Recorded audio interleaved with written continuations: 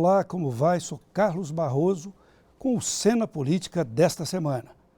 Os municípios enfrentam uma situação adversa nos últimos anos, pois perderam sucessivas fontes de receita. Várias medidas governamentais provocaram a diminuição do fundo de participação dos municípios, sufocando as finanças de grande número de cidades. Esse é um dos assuntos de hoje de Cena Política, que não pode, contudo, deixar ao largo a crise política, as ruas, as manifestações que houve neste domingo no país. Nosso convidado de hoje é o novo presidente da Associação Mineira de Municípios, Antônio Júlio. Advogado, ele foi eleito sucessivamente à Assembleia Legislativa desde 1991. Foram quantos mandatos, deputado? 6. 6 mandatos da Assembleia. Atualmente, Antônio Júlio é prefeito de Pará de Minas, cargo que já ocupou entre 1982 e 1988. Convidamos também o jornalista Rodrigo Freitas, debatedor do programa Rádio Vivo da Itatiaia. Trabalhou nas rádios Band News FM como âncora e chefe de reportagem, também na CBN, Itatiaia e Alvorada. Foi repórter especial do jornal O Tempo. Prefeito, agradecemos a sua presença, como agradecemos também a presença de Rodrigo Freitas, não Rodrigo de Freitas. Né? Aí seria a Lagoa do Rio, né? Essa é a Lagoa do Rio, não pode confundir, Rodrigo Freitas. Mas, prefeito, o senhor é presidente eleito, né? Eu falei novo presidente, foi eleito, ainda não tomou posse, mas eu quero debater com o senhor, nós queremos, essa situação dos municípios. A gente tem a ideia que houve grande refluxo financeiro nos municípios por causa da diminuição do IPI, posto de renda, a recessão econômica, e houve um baque em várias cidades, inclusive muitas delas dependem exclusivamente do fundo de participação. Além de questões políticas, como está hoje essa situação financeira dos municípios, notadamente aqui de Minas Gerais, né? Olha, eu tenho uma visão um pouco diferenciada disso aí. A crise nossa é política e ela vem lá de trás. Essa falta de recursos dos municípios é em virtude da discussão política. O Congresso Nacional, principalmente, onde define as grandes coisas, ele ficou omisso ao Executivo há muito tempo. Eu tenho dito, às vezes até de uma forma grosseira, que as emendas parlamentares acabou com a política, acabou com as lideranças e acabou com os municípios. Porque as emendas não vão muitas vezes para os municípios? Vai, mas não, a emenda às vezes não é o maior problema, não é o que resolve o problema do município. O que resolve é a legislação que eles aprovam lá, sempre a mando do Executivo, sem discutir as consequências para o município. Esse que é o grande problema. Nós temos hoje vivendo um grande problema, a judicialização da saúde. O que precisa o Congresso Nacional tem que rever isso não dá para mais continuar. Então essa crise, essa falta de recurso, ela vem desde lá de trás. Em 1988, 1977, 87, quando da votação da Constituinte, existia uma frente parlamentar da reforma tributária, da frente municipalista, que eu fiz parte. Nossa grande liderança era o Orestes Quercia, que era um líder que conduzia todo esse processo. Houve grandes avanços na Constituição de 88. E todos esses avanços que nós conseguimos em 88 foi tirado em 1990 e de lá para cá nós não víamos nenhuma manifestação política para rever isso. De cara, o governo federal tirou dos municípios 20%. Que ninguém, de vez em quando eu faço essa discussão lá em Brasília ou com alguns prefeitos, alguns deputados, ninguém sabe disso, ninguém lembra disso. Eu só diria, só para a gente entender melhor, que o governo federal, ao passar saúde, educação e várias outras áreas, para a coordenação dos municípios, ele fez uma gracinha com o chapéu dos outros, jogou tudo nas costas do município? Não, ele tirou, o que eu estava querendo complementar, ele tirou 20% imediatamente em 1990, que era o FEF, chamava FEF, que é o Fundo de Estabilização Fiscal. Para ele ter uma estabilidade fiscal do governo federal, ele tirou dos municípios e mandando toda a responsabilidade para os municípios. Então isso é o quê? Isso é crise política, que agora deu nesse caso que deu agora. Eu tenho falado que o que nós estamos discutindo hoje não é crise financeira nem econômica, não. É crise política lá de trás, que agora veio à tona, né? Essa é a grande dificuldade que o Brasil está passando, que é uma crise política. E tudo isso que você falou, né? que é a falta do repasse do fundo de participação. Qual político, qual deputado, qual prefeito que manifestou isso? Ninguém. Ninguém. A gente tem sofrido essa carga violenta do governo federal em cima dos municípios e ninguém fala nada, ninguém discute, só vai lá e fala, pedir aumentar o FPM, fazer isso. Isso não resolve, isso não é o problema. Entra presidente, sai presidente.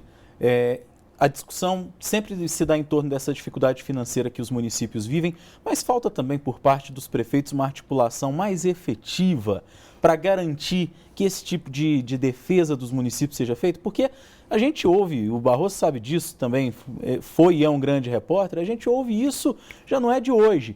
Agora, particularmente também, eu não consigo perceber uma articulação muito bem fundamentada. É essa impressão que o senhor tem também? Mas esse é o grande problema. Nós não temos uma liderança para conduzir a grande discussão. Hoje há uma expectativa, principalmente da minha parte, da gente voltar a discutir isso no Congresso Nacional, com o Eduardo Cunha, que é o presidente. Ele já deu aí umas 2 votações importantes lá no Congresso Nacional, mostrando que ele não vai ficar submisso aos interesses do Executivo, que nem sempre é o interesse dos municípios. Então, eu acho que o momento é importante para a gente fazer essa discussão, sabe? O problema do Brasil precisa de discutir as coisas. O Congresso Nacional tem esse papel. E nos últimos 20 anos, não se discute. Brasília só discute emenda parlamentar. Esse é um erro. Esse é um erro que nós cometemos nesses últimos anos. Você falou, não há nenhuma articulação dos prefeitos, nem dos deputados. Você pega a bancada nossa federal, qual que é a liderança da bancada de Minas no Congresso Nacional? Não temos. Então, você vê, isso falta essa liderança. Infelizmente, o pluripartidarismo, as emendas parlamentares, acabou com as lideranças políticas. Porque o deputado, às vezes, não quer levantar uma questão, não quer fazer uma discussão que, às vezes, incomoda o Executivo com medo da emenda parlamentar dele não sair. O senhor está querendo dizer, então, aquilo que a gente já sabe, no fim das contas, que existe uma relação clientelista aí. Dessa questão das emendas parlamentares. É o toma lá da cá. Não, que às vezes é até bom, não estou questionando isso. Eu estou falando na forma de fazer. Hoje, com a emenda impositiva, talvez isso venha a diminuir.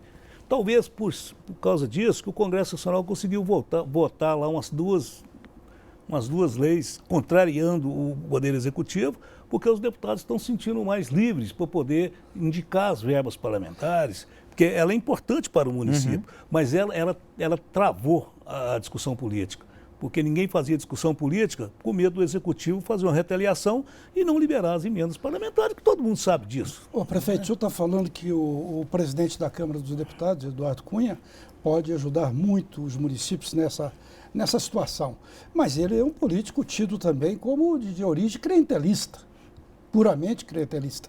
Será que é porque ele está conseguindo colocar o governo federal na parede, a presidente Dilma na parede, que o senhor acha que ele pode ajudar os municípios? Não, eu acho pela independência que ele está dizendo que ele vai impor ao Congresso Nacional. Essa independência ela é importante. Né? Logicamente que ele vai estar conversando com o Executivo, agora com a nova interlocução com o nosso presidente Michel Temer, o vice-presidente, que é o nosso presidente do PMDB. Eu acho que isso pode diminuir, porque essa crise ela poderá ter umas consequências gravíssimas, que a crise é política. A crise política, da forma que está aí desenhada, ela é muito mais grave do que a crise financeira. Porque a crise financeira nós já passamos por várias, né? Então eu acho que o Eduardo Cunha, ele vai ter um papel importante de fazer essa independência do Congresso Nacional. Que o Congresso Nacional não fica refém aí do ministro da Fazenda, que chega lá que não quer nem saber se o município está quebrado, se o Estado está quebrado. Ele quer arrumar dinheiro para pagar os banqueiros, pagar juros de 12%. Essa discussão nós precisamos ter. É um absurdo o Brasil elevar a taxa da Selic para 12% para atender os banqueiros. Para atender banqueiro, que compra os títulos da dívida pública para receber 12% de juros. Quebra estados e municípios. Quebra. Então esse jogo, que dia que o Congresso Nacional ou alguém do parlamento teve a capacidade de fazer essa discussão? Não tem.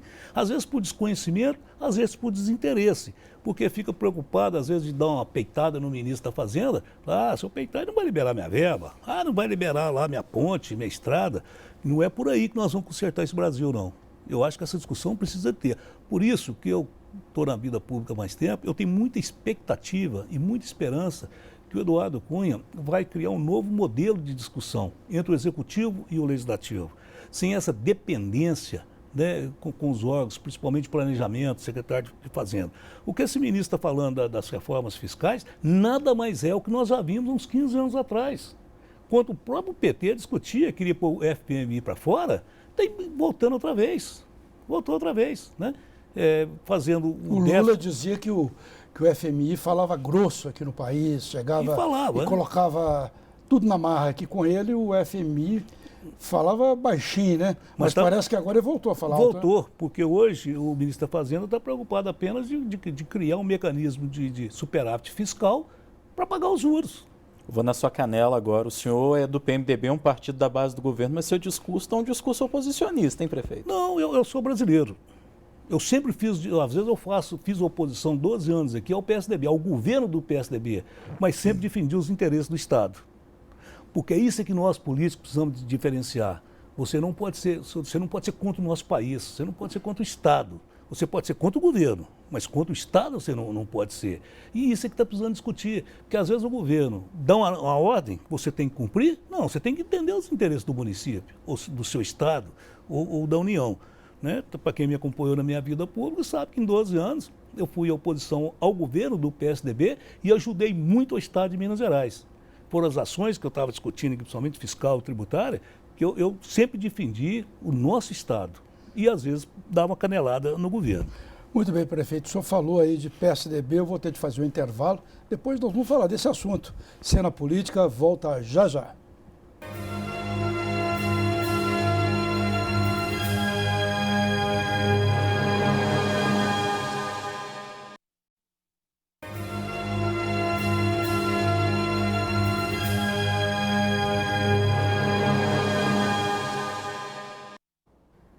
Retorna a Cena Política debatendo com o presidente da Associação Mineira de Municípios, prefeito Antônio Júlio. Prefeito, o senhor falou aí do PSDB como partido adversário, mas o senhor disputou a Associação Mineira de Municípios contra o PT, que é aliado. Foi contra o prefeito de Uberlândia, Gilmar Machado, apoiado pelo PSDB, né? Pelo PSDB. Do atual presidente. Do atual presidente. E lá na prefeitura de Pará de Minas, o seu vice é do PSDB. Parece que o senhor está com uma proposta assim, ecumênica, né? Ecumênica, politicamente falando. A política, nós temos que ter a capacidade de ver as pessoas que têm o mesmo objetivo que você tem. Esse negócio de partido, isso tudo eu sou do PMDB, nunca mudei de partido. Mas uma coisa que eu não estou aceitando e admitindo, você cobrar muita fidelidade partidária. Ninguém tem esse direito de cobrar. Eu, que nunca mudei, acho que nem eu tenho a coragem de ficar cobrando muita fidelidade. O que nós temos que ter objetivo, como eu disse. 32 partidos, indo para 34, eu acho que essa salada de frutas aí acabou com os partidos. Né? Eu sou do PMDB, toda a vida fui do PMDB, eu vim do MDB, mas nem por isso eu me sinto no direito de cobrar dos outros fidelidade. Então, lá na composição nossa com o PSDB, que foi até no momento que eu fazia oposição aqui na Assembleia, né, ao governo do PSDB a favor do nosso Estado, como eu disse, o nosso vice-prefeito, ele entendeu o jogo, nós convivemos muito bem, não misturamos as coisas, nós temos um objetivo que é fazer uma boa administração da cidade, com o apoio do PSDB, que é o partido dele. E tem feito um baita trabalho, me ajudado muito na administração, né, e eu reconheço isso. Então, isso é até para demonstrar para as pessoas que não é partido que vai administrar, são as pessoas. Agora, o senhor fala dessa boa relação, dessa relação republicana com o PSDB em Pará de Minas, por exemplo. E aí, a gente fala em PSDB, me lembra um discurso que a gente ouviu durante os 8 anos da gestão do então governador Aécio Neves aqui em Minas, durante os outros 4 anos da gestão Anastasia também aqui em Minas. Todo ano, naquele evento de 21 de abril, lá em Ouro Preto, os dois sempre falavam, precisamos de um novo pacto federativo. E um novo pacto federativo influencia diretamente nessa luta dos municípios aí, né, pela questão de recursos, pela divisão mais adequada desse bolo orçamentário da União, enfim, para tirar um pouco de toda essa concentração que existe em torno do governo federal. O senhor concorda com essa fala, com esse pleito que acabou se tornando nos últimos anos aqui em Minas, é inegável, um pleito tucano? Olha, o Pacto Federativo até agora virou uma balela. Porque Pacto Federativo sem partido forte, sem lideranças políticas no Congresso Nacional, vai ficar no vazio, não vai existir. Eu fui presidente da comissão que a Assembleia criou para o Pacto Federativo, viajando em alguns estados. Cada viagem que eu fazia, mais desanimado eu voltava. Porque eu vi que ninguém tem propostas definitivas para o Pacto Federativo. Eu entendo, na minha modéstia aí de vida pública, que o Pacto Federativo passa por uma mudança política. Nós temos que acabar com essa quantidade de partido. Com esse pluripartidarismo, você não faz nenhuma reforma política, você não discute o Pacto Federativo. Então o Pacto Federativo passa por uma reforma política na prática, né? Às vezes a gente vê essa discussão, Rodrigo, há pouco tempo, agora eu estava na praça lá em Pará de Minas, pegando assinatura da igreja para fazer reforma política. Aí eu perguntei pro cara, falei, que reforma vocês estão propondo? Ninguém sabe. Que reforma? Aí vem financiamento. Financiamento é o menor mal da política, é o financiamento. Mesmo que já é financiado, né? E ele não vai acabar. O resto é hipocrisia. Não vai acabar. Não vai acabar. Pode mudar a lei do jeito que quiser, da forma que quiser, que vai continuar. Porque você não faz política, você não disputa eleição sem dinheiro. Então precisa parar com essa hipocrisia, sabe, de financiamento público de campanha, que é outra coisa. Como é que você vai fazer financiamento público de campanha com esses partidos que estão aí? Que a maioria são partidos de aluguel. Eles vão ficar só para ganhar o dinheiro público, para fingir que está disputando eleição? Quais os critérios? Não existe nenhuma proposta. Eu falo isso com muita Então, primeiramente, não teria de haver um expurgo. Seria um expurgo partidário. Eu acho que a proposta do Michel Temer, que é essa que está sendo bastante discutida, que às vezes eu acho que ela é boa, depois a gente vê alguns problemas que podem vir a acontecer, porque a gente tem que propor mudanças e ver o que vai acontecer. Não é fazer vamos fazer isso e depois ver o que vai acontecer, não. Você pode fazer um planejamento, que é o distritão, que nada mais é acabando com a eleição proporcional, transformando a eleição proporcional na eleição majoritária. Com isso, o que vai acontecer? Vai ser os mais votados. Com isso, você fortalece os partidos mais organizados, né? Vai eliminar os pequenos? Talvez. Porque você vai acabar com esses partidos pequenos que elegem com poucos votos. Então, agora isso é uma discussão fácil? Não é. Então, o Pacto Federativo, que é decantado e cantado há muitos anos, eu não estou vendo, por parte da nossa classe política, nenhuma liderança para fazer essa discussão. Eu falo porque eu viajei, eu discutia muito, né? E cada uma, como eu até voltar mais desanimado, porque ninguém tem proposta. Tem a discussão, mas a proposta não. Qual desconhecimento? Total. No seu entender... Total. Infelizmente, total. Eles discutem isso, mas ninguém conhece e nem sabe, ninguém tem proposta. Nenhum partido tem proposta para fazer essa discussão do Pacto Federativo, por isso que ela não sai do discurso. Inclusive o PSDB. Inclusive o PSDB, o PMDB, todos o PT. O PT não quer falar disso. Até porque quem é governo treme quando fala nesse tipo de mudança, eles nunca né? quiseram, né? Nunca quiseram. Mas nunca, também não tem nenhuma proposta para fazer essas mudanças. O senhor já teve 6 mandatos estaduais, já foi prefeito 2 ou 3 vezes, lá, duas vezes em Pará de Minas, mas teve um mandato que foi... 6 anos. 6 anos, né? Isso vale por 2. Vale por 2. Já foi presidente da Assembleia Legislativa e o senhor fala aí muito sobre a crise de liderança, né?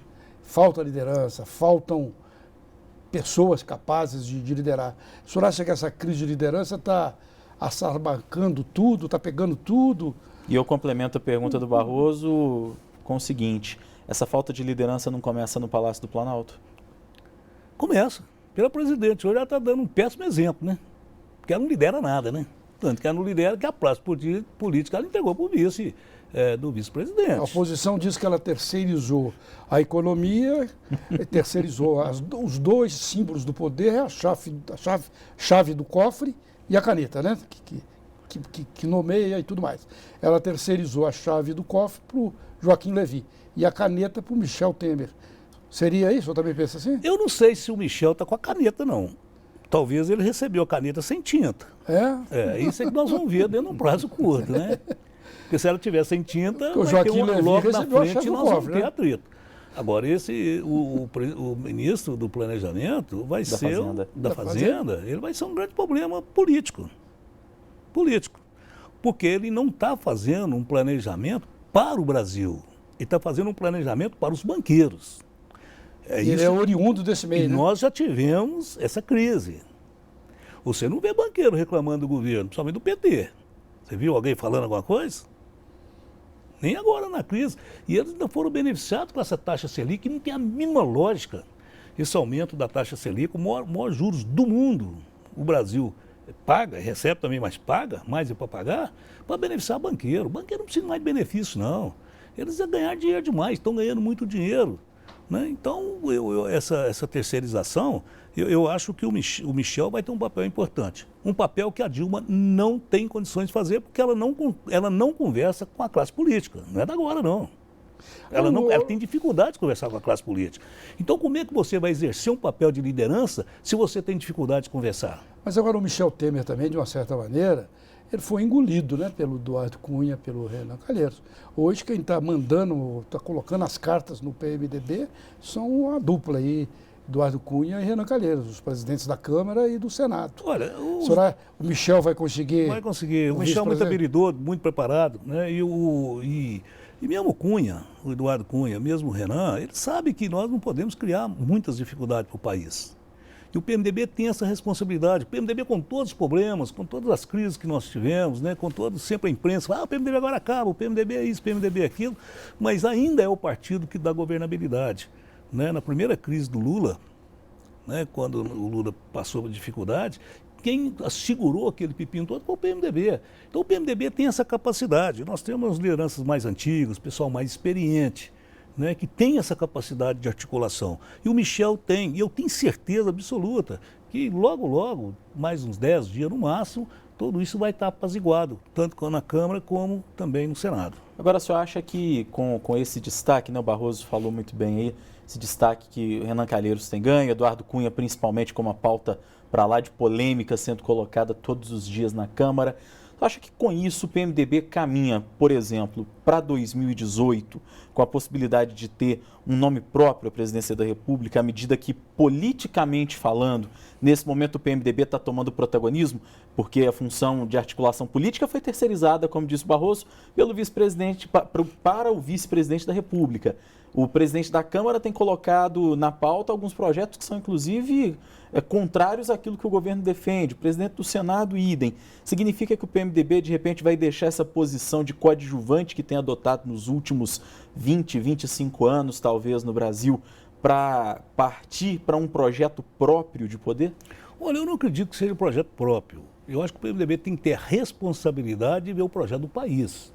A crise nossa é política. Esse Joaquim Levy está fazendo o que ele está fazendo lá, porque o Congresso Nacional não tem coragem de conversar com ele, discutir com ele por enquanto. Mas o Eduardo Cunha vai ter. Inclusive, né? Ele que tem negociado com o Congresso, né? O Joaquim Levy. Joaquim, um cara frio. Você olha para ele, você está vendo na cara, que ele tá preocupado com o capitalismo. E um capitalismo selvagem. Nós já vivemos isto. Né? Na época do FMI mais vigoroso, que cobrava do país a desgraça do povo mais simples para sobrar dinheiro para pagar a FMI, será que vai voltar isso? E pelo que eu estou vendo, vai acabar voltando. Né? Então eu acho que o PMDB vai ter esse papel importante, porque o PMDB já passou por essas crises todas. Né? Nós já tivemos outras crises, mas agora a crise, eu volto a repetir, é a pior delas, que é a crise política. Né? Essa desavença, né, do Eduardo Cunha com a presidente Dilma, que tem a maior dificuldade do mundo para receber um parlamentar, ela tem dificuldade de receber o presidente da Câmara, o presidente do Senado, de conversar. E política nós não vamos resolver se não tiver conversa. Se nós não tivermos conversa, eu falo isso, eu falava quando eu estava na Assembleia, o que está faltando no nosso meio político é conversa. Nós precisamos sentar para conversar. Mesmo que não seja para com o mesmo objetivo, mas não tem mais conversa, sabe? E isso é que acabou com a política, é isso que está trazendo essa dificuldade para o nosso país. O prefeito, o senhor disse que a crise é política, nitidamente política, mas a gente tem aí também essa crise econômica que está levando à recessão econômica, a inflação já ultrapassou a casa dos 8%. Isso tudo, os caminhos são duas crises que caminham juntas. Mas é uma inflação imposta pelo governo. Ela não é uma inflação da economia. Porque nós não temos falta de mercadoria, temos.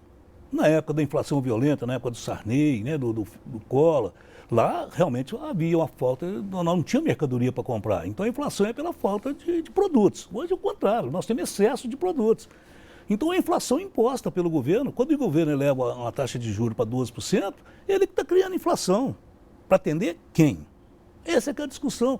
Por que os Estados Unidos, quando ele teve a crise de 2007, em vez de ele aumentar os juros, diminuiu os juros, facilitou. Zerou, colocou menos. Deu cano em todo mundo, né? Deu aquele calote lá na Bolsa de Valor de $1 trilhão, que ninguém fala nisso. Todo mundo tomou prejuízo dos Estados Unidos, mas ele atendeu, em primeiro lugar, o quê? Voltar à demanda. Ele incentivou a demanda. Foi o que o governo fez nos últimos 5 anos, né? Quando tirou, aí vem o problema dos municípios, né? Que desonerou vários produtos para criar uma possibilidade de demanda, que era justamente para manter a inflação baixa e a economia em alta, né?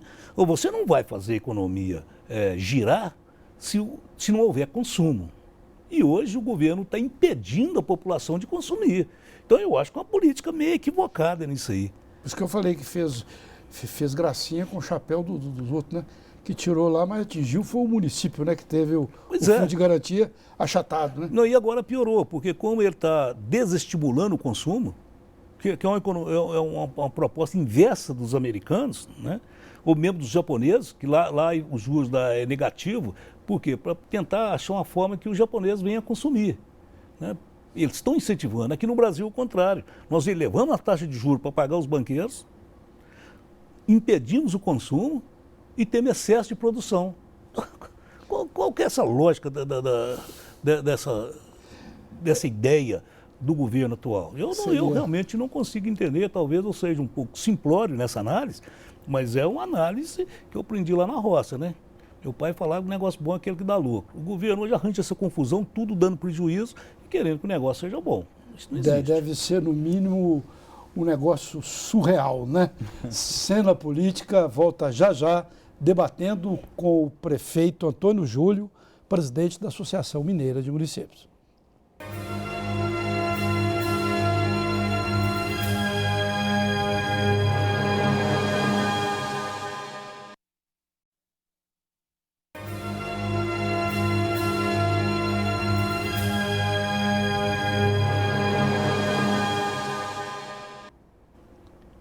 Segue Cena Política debatendo com o presidente da Associação Mineira de Municípios, prefeito Antônio Júlio, e também com a presença do jornalista do Rádio Vivo da Itatiaia, Rodrigo Freitas.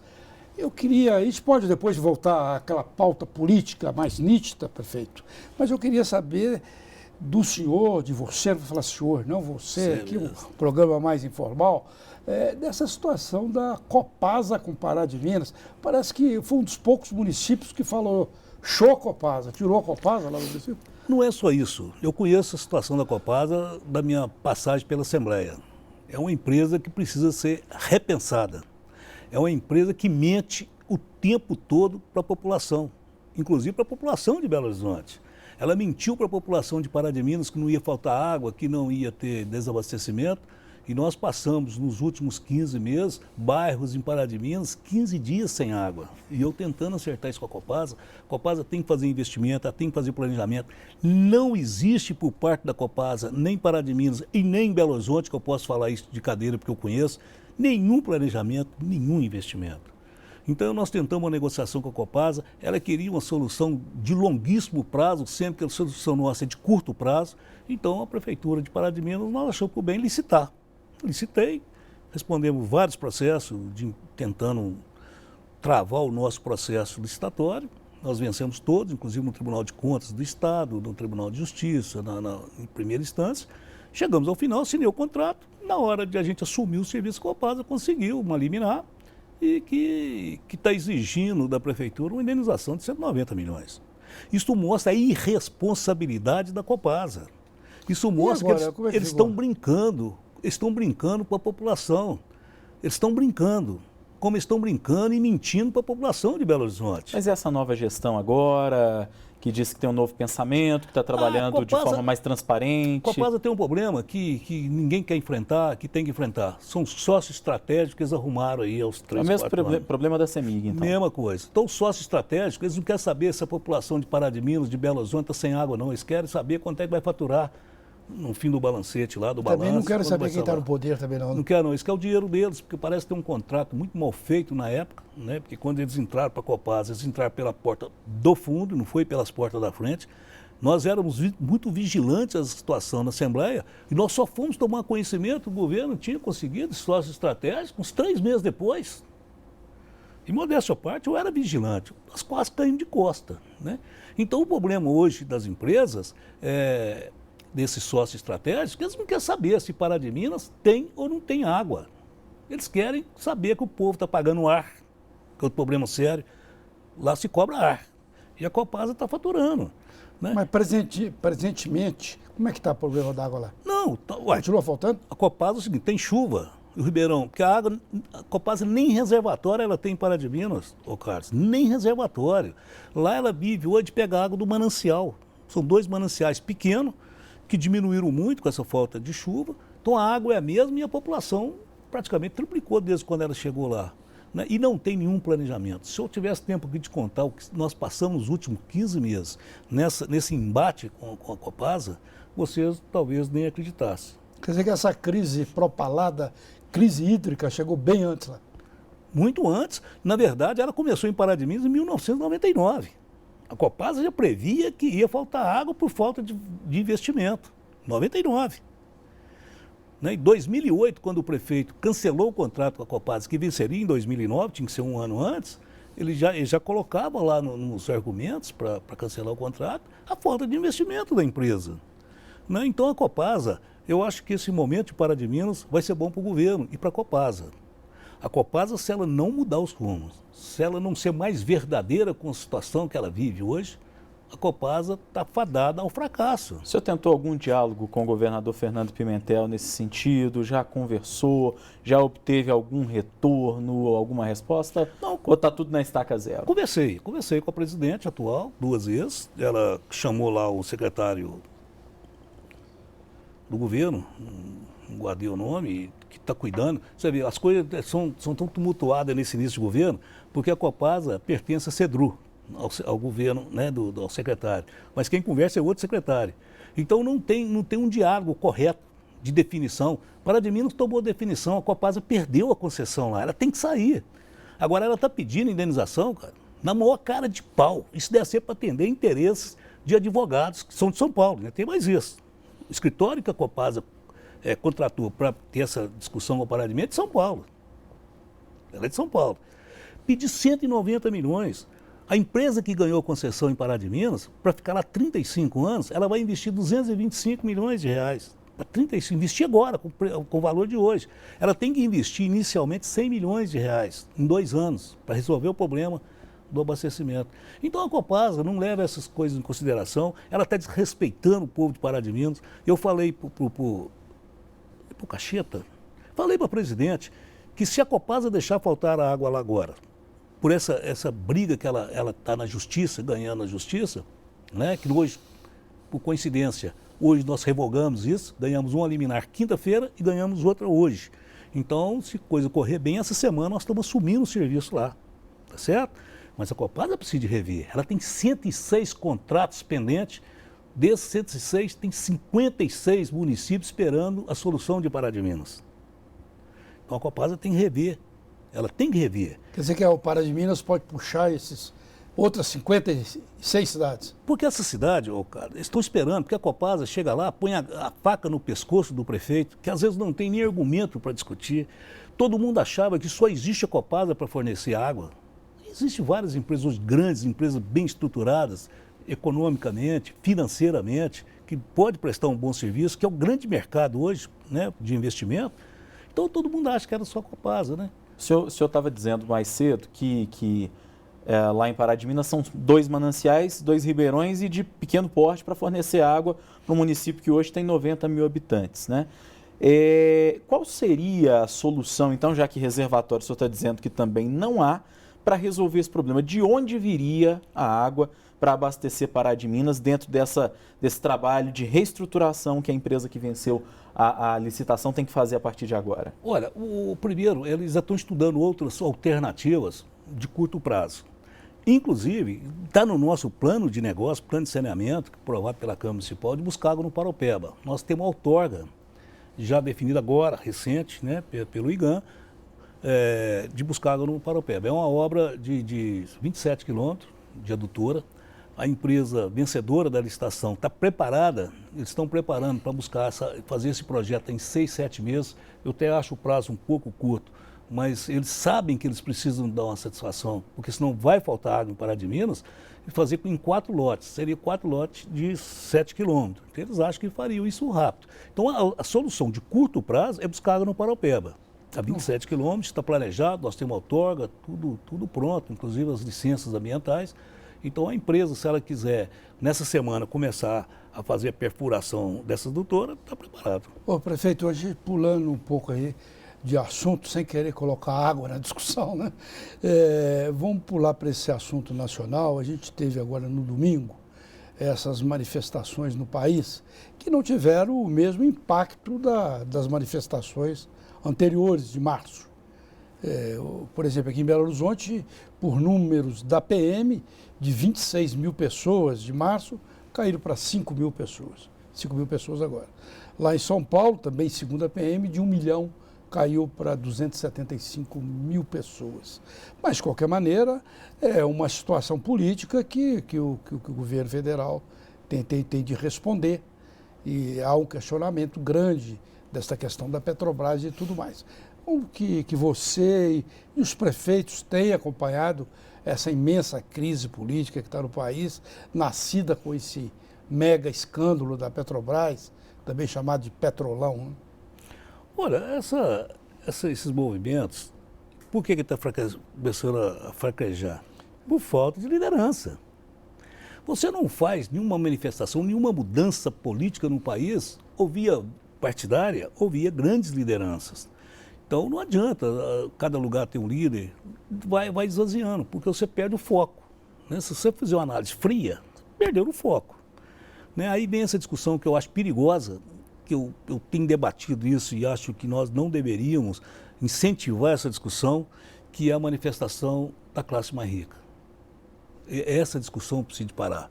Isso até foi um mote do Lula na campanha da Dilma, né, no segundo turno, quando ele falou que era a eleição dos pobres contra os ricos. O famoso nós contra eles. Então, isso não é bom para o país. Não é bom. Isso aí, para a política, não é o melhor caminho. E essas manifestações, parece que houve essa diferenciação, né, Fê? Vai ter manifestação dia 15, dia 12, dia 13, e o governo faz a manifestação daqueles que estão do outro lado. Então, isso não está bom. Agora, isso não tem liderança, não adianta. Não adianta. Dá movimento, dá. Eu estava vendo ontem pela televisão, o pessoal está passeando, né? Se você perguntar qualquer um daqueles lá, o que ele está fazendo lá, ele não sabe. Então, manifestando o quê? Por quê? Né? Vamos fazer o impeachment da Dilma. Fazer por que o impeachment dela? Tem 3 meses que ela está no governo, 100 dias, né? Então eu acho que está faltando, sabe, essa discussão política. Eu acho que a crise política do Congresso Nacional é que põe essas pessoas na rua. Agora nós precisamos ter caminho, nós precisamos ter rumo. E vejo que as manifestações estão sem rumo, por falta de liderança, inclusive partidária, né? Quero discutir mais esse assunto no próximo bloco, mas tem de chamar o intervalo e Cena Política volta daqui a pouco.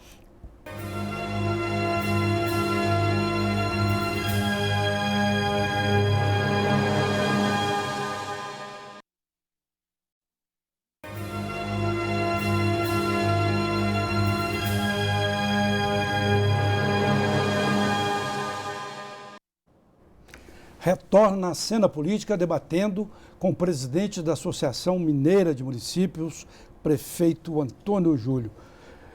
Você falava que as manifestações não têm foco, não têm tido líderes nem foco. Agora deve haver, 1º de maio, uma manifestação também do lado da situação federal, né, do lado do governo, do Palácio do Planalto. Mas com esse esvaziamento, esse menos impacto que houve agora, no seu entender, deve haver esvaziar realmente essa polêmica, ou ela tem fôlego aí para muito tempo, para esse mandato todo da presidente Dilma, no seu entender? Olha, a manifestação, quando ela começa com força e vai perdendo espaço, ela tende a fracassar, né? Nós tivemos agora há pouco também o mesmo processo, a greve dos caminhoneiros, paralisação, que só deu prejuízo para os caminhoneiros, né? Porque não tinha foco, ninguém podia negociar com o governo, o que eles queriam, ficou perdido, foi uma paralisação que trouxe muita dificuldade para alguns caminhoneiros que não queriam participar, que foram obrigados a participar, né, pela paralisação das rodovias, e que no final das contas ficou por isso mesmo, né? Então eu acho que essas manifestações elas servem para alertar o governo, alertar o Congresso Nacional, que nós falamos desde o começo, para ter uma discussão política. Quais são os problemas que nós estamos vivendo? Se eu entender, eles vão se sentir alertados, porque tem tanta coisa que eles ficam lá na deles só. Não, fica não. Em Acho 2013 eles não foram alertados, aquelas manifestações. Mas manifestação, ela cada uma tem um foco, né? E eu vejo, na minha análise, que ela está sem foco. Eu já participei de muitas manifestações, ouvindo o movimento revolucionário, ouvindo os movimentos estudantil, né? A luta pelas diretas já, a luta pela liberdade de imprensa, né? Mas era diferente, nós tínhamos foco, Você ia para as ruas sabendo o que nós ia discutir. Quem estava manifestando para a gente bater palma lá embaixo, lá, eram as lideranças.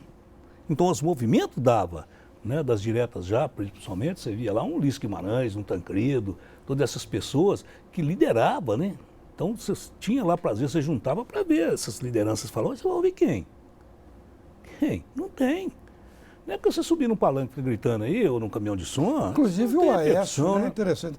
O Aécio ensaiou que iria às manifestações, tanto no mês passado quanto dessa agora, acabou não indo, agora está falando que vai conversar com os manifestantes e ao mesmo tempo o FHC, que é quem manda no PSDB, falou não, o partido não tem de entrar nessa. Isso é algo autônomo. A experiência é algo do FHC. Autônomo, né? O FHC está assumindo um espaço que o Aécio podia assumir. Aí vem a idade, a experiência, né? Quem já passou por muitas dificuldades, que é o FHC, ele está vendo que ele poderá ser o grande vencedor dessa crise política que o Brasil está vivendo. Pode ser o FHC, não tem que ser do PMDB, não tem que ser do PT, não. Pode ser uma outra pessoa de fora que tenha credibilidade. Você pode ter divergências políticas, partidárias, mas que tem credibilidade. Então você vê que as últimas falas do Fernando Henrique são falas de pessoas que estão preocupadas com o momento político do Brasil, está evitando que o partido entre nessa barca furada, né? Porque perdeu a eleição há 6 meses atrás. Eu acho que nós temos muito mais para contribuir para o país do que ficar manifestando, xingando o governo, porque xingar o governo é fácil demais, né? Agora, é que ele precisa, ele pode xingar o governo, mas ele tem que cuidar do país. E do país, eu acho que eles têm responsabilidade, o PSDB, o Fernando Henrique, o próprio Aécio, que poderia ser a grande liderança, né, desse movimento de ajudar o nosso país a sair da crise, e continua batendo no governo, não tem problema nenhum. Mas o país não pode pagar caro, quem paga é a população. Né? Essa diferença é que a classe política precisa começar a compreender. O que for de interesse da nação, nós temos que estar junto, todo mundo, indiferente de qual partido é. Agora, vamos continuar brigando ideologicamente? Vamos, isso é bom, faz parte da democracia. Isso até nos incentiva a trabalhar, mas nunca contra o Estado, nunca contra o governo, né? Contra o Estado, contra a União. E é isso que talvez está acontecendo. Eu acho que o Aécio está perdendo a oportunidade de ser essa grande liderança. Porque ele fala que vai pôr a cara, mas não tem coragem. E liderança tem que pôr a cara. Você tem que mostrar a sua cara em todos os momentos, os bons, os ruins, tomar vaia. O Tancredo falava uma coisa, o Tancredo tem alguns ensinamentos que eu acompanhei o Tancredo da minha quase que juventude, né? Ele falava, político que tem medo de vaia não pode ser político. E o Neto não está seguindo o conselho dele? Morre de medo. O Aécio, quando as manifestações de 21 de abril lá, que manifestava, que sempre tinha manifestação, que às vezes ele começou a impedir, né, dos manifestantes, porque o 21 de abril sempre foi o palco das manifestações, sempre foi. Menos no governo do Aécio. O Aécio impedia da gente entrar, eu lembro que o PMDB às vezes queria fazer alguma manifestação lá, nós estávamos impedidos lá em cima de Ouro Preto, uns 10 quilômetros, já estava a polícia lá, não deixava ninguém chegar em Ouro Preto. Né? Porque com medo de tomar alguma vaia, alguma manifestação contrária. Então o homem público ele não pode ter medo de vaia. Né? Tem que enfrentar, vamos enfrentar. Né? Isso eu acho que é uma falha do nosso ex-governador. Bom, retomando o município que você falou. Voltando à questão dos municípios, prefeito, muita gente fala nessa questão da concentração dos recursos na mão da União e defende que, né, não custa lembrar que 70% de tudo aquilo que se arrecada no país fica com o governo federal e muita gente defende que isso seja mais bem distribuído entre estados e principalmente entre municípios, que é quem está na ponta e é onde o cidadão bate, é na porta do prefeito. O cidadão não bate na porta do governador do estado ou da presidente da república, é o prefeito quem recebe as demandas e a insatisfação da sociedade. As pessoas moram nas cidades em primeiro lugar, né? Agora, o que muita gente diz também é que talvez repassar recursos somente para os municípios não seria uma forma de solucionar, porque quando a gente pega cidades pequenas, sobretudo essas cidades com menos de 10 mil habitantes que sobrevivem só à base do Fundo de Participação dos Municípios, que falta qualificação nos quadros técnicos dessas cidades. Qualificação, falta controle, rigor com dinheiro público para poder controlar tudo isso. O senhor concorda? O senhor acha que realmente a gente perderia um pouco o controle? Basta pensar que tem cidade de interior aí que até hoje a prefeitura não tem um site, um portal da transparência para que o cidadão possa acompanhar o gasto do dinheiro público, que é o dinheiro dele. Mas isso é a questão do país. O país, nós temos essas divergências, nós temos essas diferenças regionais. Às vezes muita gente fala, Minas são várias Minas, cada um tem uma dificuldade. E às vezes não é culpa do gestor, não. É culpa mesmo da própria população, que você não consegue ter pessoas qualificadas para ajudar na administração. Isso tem mesmo, né? Mas tem muitos prefeitos, a maioria absoluta sabe administrar o recurso. Nós somos altamente vigiados hoje, né? São vários organismos aí de controle externo. Agora, tem dificuldade de pessoas? Tem. É igual as câmaras municipais. Tem Câmara Municipal que você não tem capacidade de fazer uma discussão de um projeto de lei.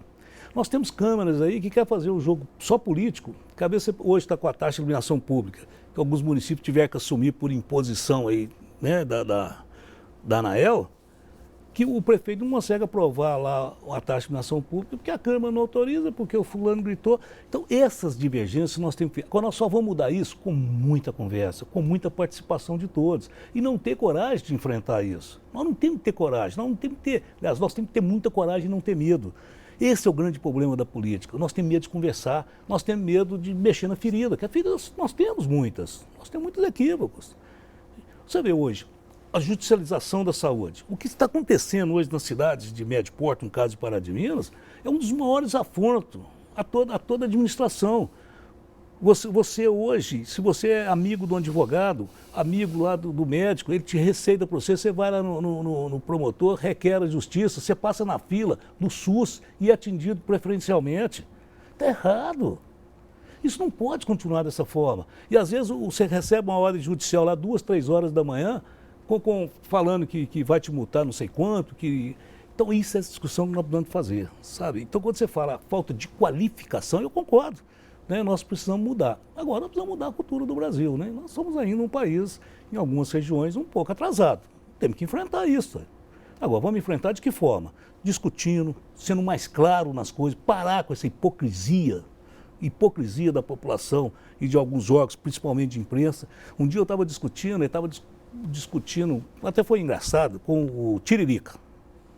Alguém veio me questionar que o Congresso Tiririca Nacional, que não sei o quê, que Tiririca foi eleito. Falei, olha, o Congresso Nacional como Assembleia é a representação da sociedade. Você não vai colocar na Assembleia lá o puritanismo excessivo, né, da sociedade. O puritanismo não vai lá. Então, mas o Tiririca foi eleito com 1.200.000 votos. Palhaço. Aí ela quis menosprezar o palhaço. Falou, olha, infelizmente ele foi eleito para alguns adeptos palhaços. Agora, não sabia que em São Paulo tinham 1.200 palhaços que elegeram o representante deles. Então, essa discussão foi até criou um mal-estar, mas é verdade. Então, nós precisamos passar de ser hipócritas, sabe? Eu acho que nós temos que ter coragem de enfrentar os problemas que o Brasil aflige, que não são poucos, mas que cabe a nós todos, eu, você, o Caso, fazer essa discussão sem medo, sabe? Sem querer ficar só julgando para a plateia. Olha, BH News, agradecer acesso no É Até Bom, BH News TV e Cena Política agradece ao prefeito, agradecem a Rodrigo. Prazer. E Cena Política volta na próxima semana com um novo debate. Até lá.